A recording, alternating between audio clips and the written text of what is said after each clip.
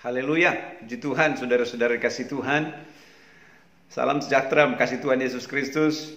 Untuk kesempatan ini saya kembali berjumpa dengan Bapak Ibu saudara-saudara sekalian untuk boleh menikmati Tuhan melalui persekutuan ini sekalipun hanya melalui tayangan video. Saya percaya lewat kebenaran firman Tuhan yang akan saya sampaikan menjadi berkat bagi saudara-saudara sekalian. Puji Tuhan, sebelum saya sampaikan firman Tuhan, mari sama-sama kita berdoa. Tuhan, terima kasih untuk kesempatan ini. Anugerah-Mu luar biasa bagi kami, sehingga kami boleh ada hari ini untuk menikmati kebaikan Tuhan melalui persekutuan, terlebih lewat kebenaran firman Tuhan. Firman-Mu yang berkuasa setiap kami untuk membuat kami tetap kuat, untuk kami melayani dan mengiringi Tuhan. Bapa, hamba berdoa, Tuhan berkati jemaat Tuhan, setiap kami telinga-telinga yang mendengarkan akan kebenaran firman-Mu, dan lewat kebenaran firman Tuhan yang akan hamba sampaikan senantiasa, kehidupan kami senantiasa terus makin tambah lebih maju lagi di dalam kami melayani mengiring Tuhan. Makasih Bapa, kami akan baca renungkan firman-Mu dalam nama Tuhan Yesus Kristus. Haleluya, amin. Saya mau baca firman Tuhan yang menjadi renungan pada minggu terakhir di bulan Agustus ini bagi Bapak Ibu Saudara-saudara. Dalam kitab 1 Petrus pasal 2 ayatnya yang ke-9 dan ayat yang ke-10 berkata demikian. Tetapi kamulah bangsa yang terpilih, imamat yang rajani, bangsa yang kudus, umat kepunyaan Allah sendiri, supaya kamu memberitakan perbuatan-perbuatan yang besar dari Dia yang telah memanggil kamu keluar dari kegelapan kepada terangnya yang ajaib. Ayat 10. Kamu yang dahulu bukan umat Allah, tetapi yang sekarang telah menjadi umat-Nya, yang dahulu tidak dikasihani, tapi yang sekarang telah beroleh belas kasihan. Puji Tuhan, saudara-saudara dikasih Tuhan. Lewat kesempatan ini, saya akan sedikit memberikan sebuah uraian kepada Bapak Ibu Saudara sekalian. Kehidupan kekristenan kita adalah orang yang dipanggil oleh Tuhan. Sekali lagi, kehidupan kita adalah orang yang dipanggil oleh Tuhan. Dan Tuhan memanggil kita punya tujuan. Iya. Yang paling utama adalah keselamatan yang kekal sampai selama-lamanya. Suratan Petrus dalam tulisan di sini untuk mengingatkan kepada kita bahwa kita adalah umat kepunyaan Tuhan sendiri. Artinya kehidupan kita ini adalah milik Tuhan, bukan milik kita. Sama seperti apa yang Rasul Paulus katakan dalam tulisan firman Tuhan. Nah, memahami tentang kita sebagai umat kepunyaannya Dia, saudara-saudara kasih Tuhan, maka kita ada tanggung jawab dalam konteks ayat di sini. Namun sebelumnya saya sampaikan, ada hal yang harus kita syukuri kepada Tuhan ketika Dia memanggil saya, ketika Dia memilih saudara untuk menjadi umat kepunyaannya. Yang digambarkan seperti bangsa Israel yang dipilih oleh Tuhan sebagai umat kepunyaan Tuhan, sebagai bangsa pilihan Tuhan. Maka perhatian Tuhan tertuju kepada mereka, saudara-saudara. Perhatian Tuhan tertuju kepada mereka dalam sudut apapun yang mereka hadapi. Iya, mata Tuhan tetap tertuju kepada mereka. Begitu juga dengan kehidupan saudara sekalian kita semua. Nah, dalam panggilan Tuhan dalam kehidupan kita, firman berkata dalam tulisan Petrus ini, tetapi kamulah bangsa yang terpilih, imamat yang rajani. Dan ini yang akan menjadi tanggung jawab kita sebagai orang yang dipanggil, yang dipilih oleh Tuhan. Yaitu untuk melayani Dia, Raja di atas segala raja. Sebagai imamat yang rajani. Saudara, dalam konteks pelayanan, para imam mereka melayani dalam tugas-tugas yang ada di kemah suci. Yaitu untuk melayani Tuhan. Dan kehidupan kekristenan juga pun kita yang percaya kepada Yesus, kita punya tanggung jawab untuk kita melayani Tuhan. Melayani Tuhan tidak hanya khusus untuk para hamba Tuhan, para pendeta. Tetapi saudara dan saya, kita sebagai orang yang telah dipanggil oleh Tuhan, ini menjadi tanggung jawab dalam kehidupan kita adalah untuk kita mau melayani Tuhan. Imamat yang rajani, melayani Dia Raja di atas segala raja. Puji Tuhan, saudara-saudara kasih Tuhan. Nah, kita sebagai seorang yang mau melayani Tuhan, karena ada faktor dalam konteks ayat di sini. Karena kita telah dipanggil dan kita menjadi umat kepunyaannya. Bapak Ibu saudara kasih Tuhan, saya mau sampaikan kepada saudara, yakinkan di dalam engkau bahwa engkau ini adalah umat kepunyaan Tuhan yang dipanggil oleh Tuhan, dan engkau punya tanggung jawab untuk melayani Tuhan. Saudara-saudara. Dan lebih lagi dalam konteks ayat di sini dikatakan dalam tulisan firman Tuhan, yang telah memanggil kamu keluar dari kegelapan kepada terangnya yang ajaib. Saudara-saudara dikasih Tuhan, Tuhan yang memanggil kita untuk keluar dari kegelapan kepada terangnya yang ajaib. Panggilan Tuhan dalam kehidupan kita untuk membawa kita kepada satu kehidupan. Bicara tentang kehidupan yang penuh dengan segala kebaikan, anugerah, kasih, berkat yang dari Tuhan. Keluar dari kegelapan, dari kefanaan, dari kehinaan.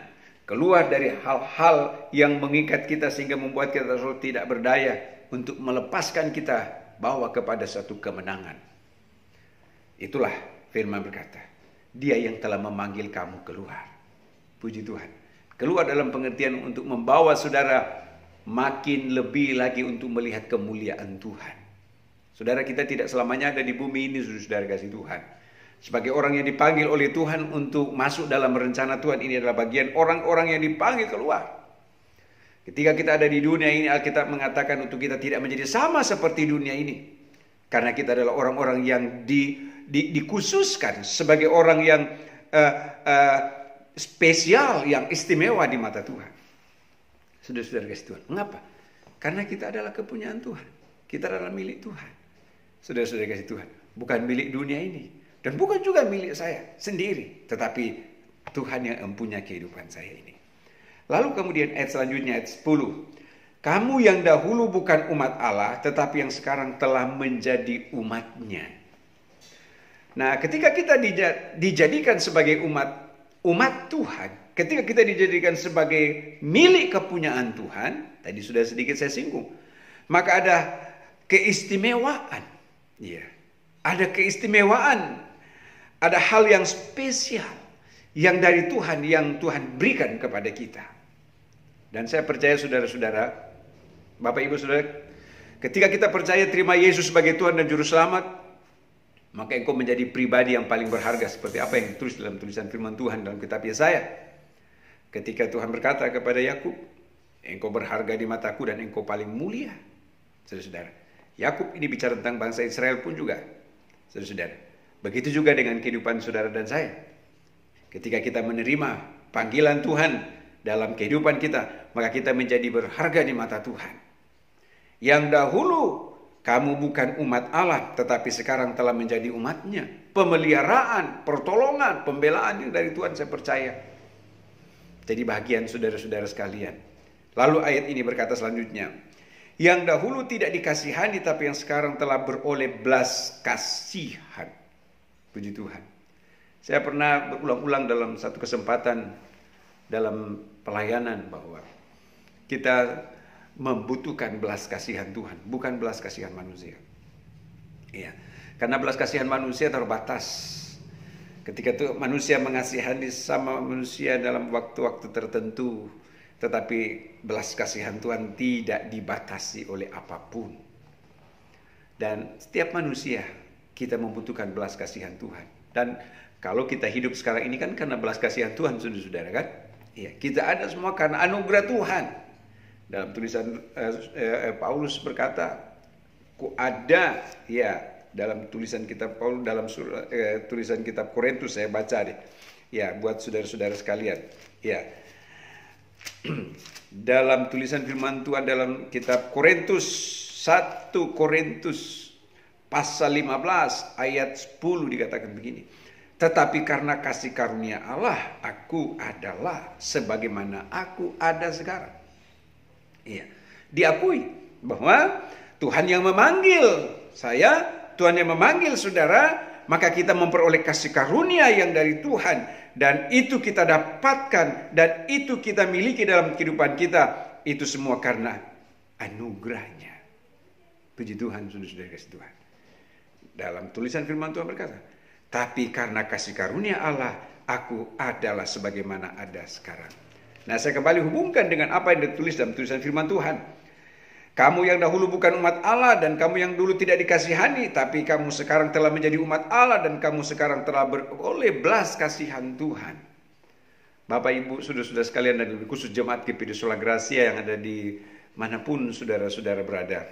Mari terus kita mau menyikapi kebaikan Tuhan dalam hidup ini. Kita sebagai orang yang dipanggil oleh Tuhan, kita akan masuk pada tahapan dipilih oleh Tuhan untuk masuk dalam karya dan rencana Tuhan dalam kehidupan kita, yaitu karya keselamatan kekal sampai selama-lamanya. Tetaplah setia kepada Tuhan, melayani Tuhan, mengiring akan Tuhan apapun keadaannya. Jangan pernah berhenti, jangan kau putus asa, saudara-saudara. Masalah persoalan apapun yang engkau sedang hadapi dalam hari-hari hidupmu, saudara-saudara, jangan membuat engkau surut dari kesetiaan, tetapi engkau harus terus naik. Iya, tujukan sebagai pribadi yang terus mau mengasihi Tuhan. Saya percaya di balik dari segala pergumulan, yang persoalan yang saudara hadapi, ada janji Tuhan bagi setiap mereka yang bertahan. Itu kata firman Tuhan. Ada janji Tuhan bagi mereka yang tetap setia kepada Tuhan, terus bergantung dan berharap sepenuhnya kepada Tuhan. Dia yang memanggil saya, dan saya ini adalah umat kepunyaan Tuhan. Sebagaimana sih saudara-saudara, kalau ketika saudara memiliki sesuatu kepunyaan saudara, maka saudara akan jaga, rawat, dan pelihara. Begitu juga dengan kita, saudara-saudara, karena kita adalah milik Tuhan. Amin, puji Tuhan. Sebagai milik Tuhan, maka terakhir saya sampaikan, maka pasti Dia yang menjamin kehidupan ini, baik kehidupan sekarang maupun kehidupan nanti akan datang. Bicara tentang keselamatan nanti, saudara-saudara kasih Tuhan. Ya, itu jaminan bagi setiap saudara dan saya. Puji Tuhan.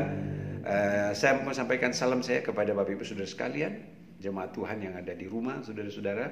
Salam sehat dan sejahtera selalu dari Tuhan Yesus Kristus menyertai Bapak Ibu saudara, anak-anak saudara, cucu saudara, dan dimanapun saudara berada.